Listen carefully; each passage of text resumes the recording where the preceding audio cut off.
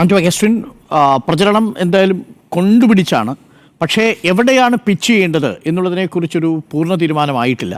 ഇപ്പോഴും മലപ്പുറം വിഷയത്തിലും പെൻഷൻ വിഷയത്തിലുമൊക്കെയാണ് കിടന്ന് കറങ്ങുന്നത്. അതിനുമപ്പുറത്തേക്ക് നിലമ്പൂരിൽ മറ്റു വിഷയങ്ങൾ ചർച്ചയായിട്ടുണ്ടോ എന്നറിയില്ല. എന്തായാലും നിലമ്പൂരിൽ PVNമാരുടെ സ്ഥാനാർത്ഥിത്വം ഒരു വശത്ത് അത് സൃഷ്ടിച്ച വലിയ വിവാദം. ഇതിനിടയിലാണ് ഇപ്പോൾ KC വേണുഗോപാലിൻ്റെ പെൻഷൻ വിഷയമാണെങ്കിലും മലപ്പുറം പരാമർശമായിട്ടും ചർച്ചയായിട്ട് മുന്നോട്ട് വരുന്നത്. തിളക്കിയാണോ നിലമ്പൂർ?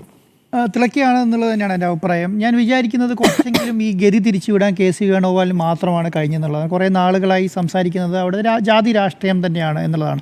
പക്ഷേ ഇന്നലത്തെ KC വേണുഗോപാലിൻ്റെ പരാമർശത്തോട് കൂടിയിട്ട് കുറച്ച് വികസന രാഷ്ട്രീയത്തിലേക്കും കുറച്ച് രാഷ്ട്രീയമായ കാര്യങ്ങളിലേക്കും തിരിഞ്ഞു എന്നുള്ളതാണ് എൻ്റെ അഭിപ്രായം. പക്ഷേ ഞാൻ വിചാരിക്കുന്നത് അവിടെ ഇപ്പോൾ കോൺഗ്രസ് ചെയ്തുകൊണ്ടിരിക്കുന്ന കാര്യങ്ങളെന്ന് പറയുന്നത് ജാതി അടിസ്ഥാനത്തിൽ തന്നെയാണെന്നുള്ളതാണ് ഞാൻ വിചാരിക്കുന്നത്. എന്തുകൊണ്ടാണ് ഞാൻ അങ്ങനെ പറയാനുള്ള കാരണം എന്ന് പറഞ്ഞാൽ, അവിടെ ഇപ്പോൾ ഓരോ വീടുകൾ കയറുന്ന ക്രിസ്ത്യൻ വീടുകൾ കയറാൻ വേണ്ടി ക്രിസ്ത്യൻ നേതാക്കന്മാരെ അപ്പോയിൻറ്റ് ചെയ്തിരിക്കുന്നു. അവരാണ് ക്രിസ്ത്യൻ വീടുകൾ കയറുന്നത്.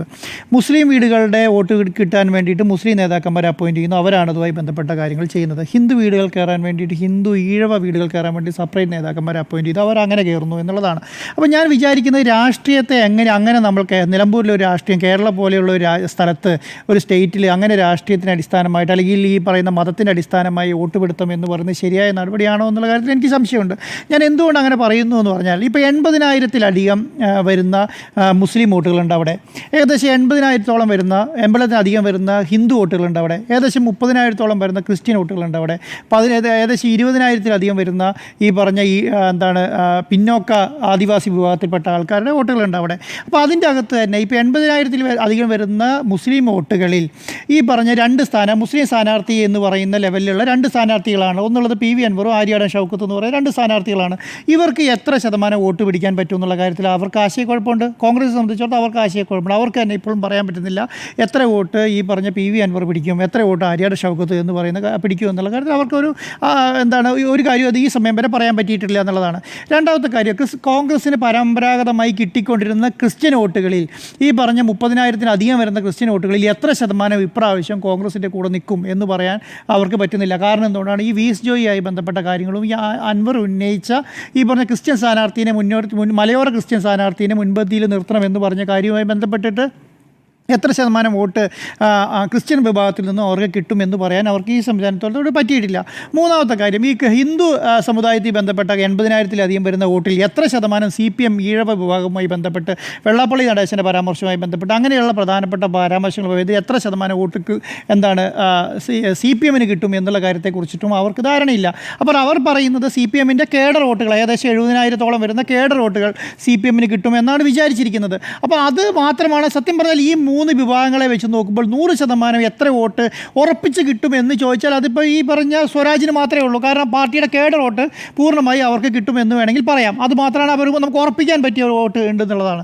ബാക്കി വോട്ട് ആർക്ക് എങ്ങനെ പോകും എന്നുള്ള കാര്യത്തിലുമായി ബന്ധപ്പെട്ട കാര്യങ്ങൾ ഇവർക്കറിയില്ല. അപ്പോൾ ഞാൻ വിചാരിക്കുന്നത് ഈ ഇലക്ഷൻ പൂർണ്ണമായി ജാതി അടിസ്ഥാനത്തിലും മത അടിസ്ഥാനത്തിലും മുന്നോട്ട് പോകുമെന്നുള്ളതാണ്. അതിൻ്റെ ഒരു ഒരുക്കുകൂട്ടലാണ് അവിടെ നടന്നുകൊണ്ടിരിക്കുന്നത് മുഴുവൻ. ഇപ്പോൾ അടുത്ത കാലത്തായി ചർച്ച ചെയ്യുന്ന കാര്യങ്ങളെല്ലാം തന്നെ ഈ പ്രതിപക്ഷം മുന്നോട്ട് വെക്കുന്ന എല്ലാ കാര്യങ്ങളും തന്നെ PV അൻവർ മുന്നോട്ട് വെച്ച കാര്യങ്ങൾ തന്നെയാണ്. അപ്പോൾ രണ്ടുപേരും ഒരേ ആശയത്തിൻ്റെയും ഒരേ പ്രത്യാശയത്തിൻ്റെയും മുന്നിൽ പോവുകയാണ്. ഇപ്പം ഈ പറഞ്ഞ മലപ്പുറം പരാമർശം KC വേണുഗോപാൽ ഉന്നയിക്കുന്നു. അപ്പോൾ തന്നെ PV അൻവർ പത്രസമ്മേളനം നടത്തി പറയുന്നു ഞാനാണ് ഇത് ആദ്യം ഉന്നയിച്ചത്, എനിക്കുള്ള മറുപടിയാണ് ഞാൻ കൊടുത്ത ആരോപണത്തിന് മറുപടിയായിട്ടാണ് ഈ പറഞ്ഞ മുഖ്യമന്ത്രി പിണറായി വിജയൻ ഹിന്ദുവിൽ അഭിമുഖം കൊടുത്തത്, അത് ഞാനാണ് കോഴിക്കോട് ജാഥയിൽ ഉയർത്തി കാണിച്ചത്, ഞാനത് ഉന്നയിച്ചത് എന്ന് പറയുന്നു. അത് ഒരു ഭാഗത്ത് നിൽക്കുന്നു. രണ്ടാമത്തെ ഭാഗത്ത് രണ്ടാമത്തെ ഭാഗം ഈ പറഞ്ഞ ക്ഷേമ പെൻഷനുമായി ബന്ധപ്പെട്ട കാര്യം ഞാനിത് നേരത്തെ ഉന്നയിച്ചതാണെന്ന് പറയുന്നു. അപ്പം ഇവർ പറയുന്ന കാര്യങ്ങൾ രണ്ടുപേരും അത് പിണറായി വിജയനെതിരായും സർക്കാരിനെതിരായും ഒരേ ആംഗിൾ രണ്ട് പ്രധാനപ്പെട്ട സ്ഥാനാർത്ഥികൾ സംസാരിക്കുന്നു എന്നുള്ളതാണ്. അപ്പോൾ ആ ലെവലിൽ പോകുമ്പോൾ ഈ രാഷ്ട്രീയം എന്ന് പറയുന്ന ലെവലിലേക്ക് അവിടുത്തെ വികസനം, അവിടുത്തെ ആദിവാസികളുടെ പ്രശ്നം, അവിടുത്തെ മലയോര കർഷകരുടെ പ്രശ്നം, അന്യവികൃത ശല്യം പ്രശ്നം, ഇങ്ങനെയുള്ള കാര്യങ്ങളുമായി ബന്ധപ്പെട്ട് എത്ര ശതമാനം ചർച്ച നടക്കുമെന്ന് തോന്നിയാൽ ചർച്ച നടക്കില്ല എന്നുള്ളതാണ് എൻ്റെ അഭിപ്രായം. അത് മുന്നോട്ട് കൊണ്ടുവരാൻ കഴിയുന്നില്ല. കാരണം ജാതി അടിസ്ഥാനത്തിൽ ചർച്ചകൾ വന്നുകൊണ്ടേയിരിക്കുകയാണ്. ലീഗിനെ സംബന്ധിച്ചിടത്തോളം പണ്ട് ആര്യാടൻ മുഹമ്മദ് ചെയ്തിരുന്ന ഒരു കാര്യം എന്ന് പറഞ്ഞാൽ പൂർണ്ണമായി ലീഗിനെ തള്ളി പറയുകയും ഹിന്ദു വോട്ടുകളെയും ക്രിസ്ത്യൻ വോട്ടുകളെയും പൂർണ്ണമായി ക്രോഡീകരിച്ച് വിജയത്തിലേക്ക് വരികയാണ് ചെയ്തുകൊണ്ടിരുന്നത്.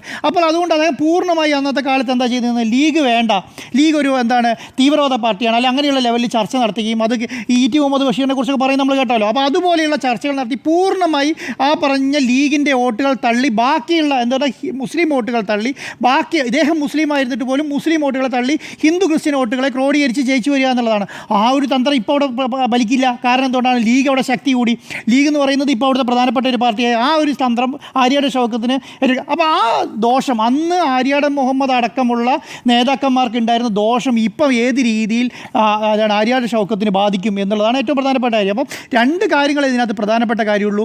ഈ പി വി അൻവർ എത്ര വോട്ട് പിടിക്കും എന്നുള്ളതാണ്. പി വി അൻവറിനെ സംബന്ധിച്ചിടത്തോളം പി വി അൻവർ സ്മൃതി മേഡം നേരത്തെ പറഞ്ഞതുപോലെ വലിയ ജാഥകൾ നടത്തി കാണിക്കുന്നില്ല. പക്ഷേ 9 വർഷത്തെ എല്ലാ വീടുകളെയും പേരെടുത്ത് വിളിക്കാൻ പാത്ര അറിയാം. അത്ര ആര്യാടൻ ഷൗക്കത്തിന് അറിഞ്ഞോണമെന്നില്ല. കഴിഞ്ഞ 9 വർഷമായിട്ട് ഇവരെ ടച്ച് വിട്ടുപോയിട്ടുണ്ടാവാം. ഇപ്പോൾ പി വി അൻവറിനെ സംബന്ധിച്ചിടത്തോളം അല്ലെങ്കിൽ സ്വരാജിനെ സംബന്ധിച്ചിടത്തോളം അതിനേക്കാൾ കൂടുതൽ ജനങ്ങളുമായിട്ട് ബന്ധമുണ്ടാവും. ഫോൺ എടുത്ത് അപ്പോൾ ഞാനിപ്പം അവിടുത്തെ നമ്മുടെ കൂടെ റിപ്പോർട്ടർമാരോടൊക്കെ സംസാരിക്കുന്ന സമയത്ത് നിൽക്കാതെ ഫോൺ വരികയാണെന്ന് പറയുന്നത്.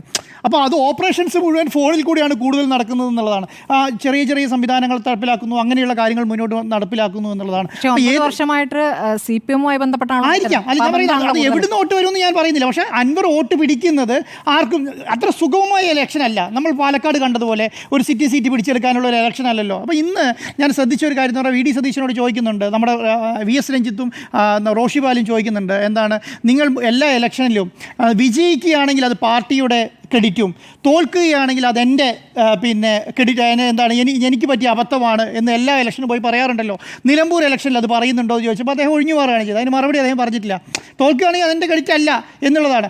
ഇന്നലെ ഞാൻ പറഞ്ഞില്ല, ഇന്നലെ രാഹുൽ മാങ്കൂട്ടത്തിൻ്റെ ഒരു ബൈറ്റ് ഉണ്ട്. രാഹുൽ മാങ്കൂട്ടത്തിൽ PK ഫിറോസിനെ കൂടെ നിർത്തിക്കൊണ്ട് പറയുകയാണ്, ഇത് ലീഗിന് ഏറ്റവും പ്രധാനപ്പെട്ട ഒരു മണ്ഡലമാണ്, ലീഗിന് ഏറ്റവും കൂടുതൽ സ്വാധീനമുള്ള മണ്ഡലമാണ്, ഇവിടെ തോക്കുകയില്ല, അതിന് തോറ്റാൽ അതിൻ്റെ ഉത്തരവാദിത്തം ലീഗിനാണെന്ന് PMA സലാം പറഞ്ഞിട്ടുണ്ടെന്ന് PK ഫിറോസിനെ കൂട്ടിയെടുത്ത് പറയുകയാണ്. അപ്പം ഞങ്ങൾ കോൺഗ്രസ്സുകാരായ എന്ന് പറഞ്ഞാൽ നേതാക്കന്മാർക്കൊന്നും ഇതിൻ്റെ ഉത്തരവാദിത്തമില്ല, ഇതിൻ്റെ ഉത്തരവാദിത്തം മുഴുവൻ ലീഗിൻ്റെ കയ്യിലും മുസ്ലിം സമുദായത്തിൻ്റെ കയ്യിലാണ് എന്ന് വരുത്തി തീർക്കാൻ ഒരു സംവിധാനം. അപ്പം ആർക്കും ഉറപ്പിച്ച് പറയാൻ പറ്റത്തില്ല, ഒരു നേതാവ് ഉറപ്പിച്ച് പറയില്ല. ഞാൻ ആകെ ഇന്ന് ഉറപ്പിച്ച് പറഞ്ഞ ഒരു നേതാവിനെ കണ്ടത് നമ്മുടെ KPCC ജനറൽ സെക്രട്ടറിയായ ജയന്താണ്. ജയന്ത് എന്നൊരു പോസ്റ്റ് ഇട്ടിട്ടുണ്ട്. ഇവിടെ ഒരു വൻ ഭൂരിപക്ഷത്തോടു കൂടി കോൺഗ്രസിൻ്റെ സ്ഥാനാർത്ഥി ജയിക്കും, ഇത് എൻ്റെ ഒരു പ്രഡിക്ഷനായി നിങ്ങൾ കണക്ക് കൂട്ടണം എന്ന് പറഞ്ഞൊരു പോസ്റ്റ് ഇട്ടിട്ടുണ്ട്. അത് ഞാൻ അടുത്ത കാലത്ത് ഒരു കോൺഗ്രസിൻ്റെ നേതാവ് അങ്ങനെ ഒരു ഉറച്ച നിലപാട് പറഞ്ഞ അദ്ദേഹത്തെ മാത്രമേ ഞാൻ കണ്ടുള്ളൂ. വേറെ ഒരാൾ പോലും ഇപ്പോൾ പറയുന്നത് ഞാൻ കേട്ടില്ല. അത് പ്രധാനപ്പെട്ട വേറൊരു കാര്യം എന്ന് പറയുന്നത്, ഈ കോൺഗ്രസിൻ്റെ പ്രധാനപ്പെട്ട നേതാക്കന്മാരെല്ലാം ഒളിഞ്ഞും തെളിഞ്ഞ് അങ്ങോട്ട് പോകുന്നുള്ളൂ. ഈ സുധാകരൻ എന്ന് പറഞ്ഞാൽ മുൻ KPCC പ്രസിഡന്റ് ആ ഏരിയയിലേക്കേ പോകുന്നില്ല. മനസ്സിലായി. അപ്പം എന്താണ് അവിടെ നടക്കുക എന്ന് പറയുന്നില്ല. പക്ഷേ ഞാൻ വിചാരിക്കുന്നത് അവിടെ നല്ല രീതിയിൽ അടിയൊഴുക്കുണ്ടാവും, നല്ല രീതിയിൽ വോട്ട് PV അൻവർ പിടിക്കാനാണ് സാധ്യത. അങ്ങനെ പിടിച്ചു കഴിഞ്ഞാൽ അത് ബാധിക്കാൻ പോകുന്നത് കോൺഗ്രസിനെയാണ്.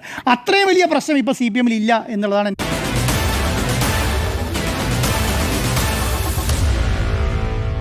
Meet the editors.